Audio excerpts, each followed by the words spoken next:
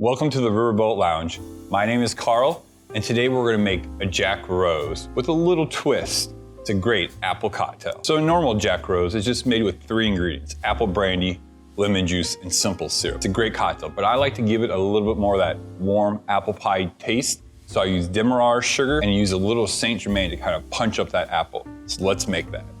We're going to start off with 3/4 ounce of fresh lemon juice. We're gonna do 1/2 ounce of rich Demerara syrup.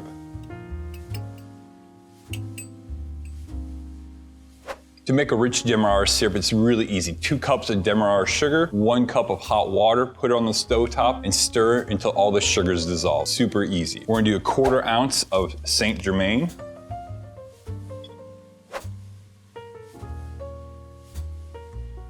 Then we're gonna do 1.5 ounces of Apple Brandy.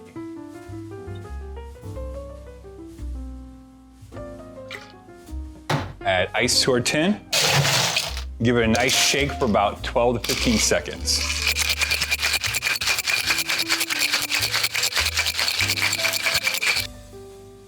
Put this cocktail in a coupe glass and double strain because we don't want any ice shards in our cocktail.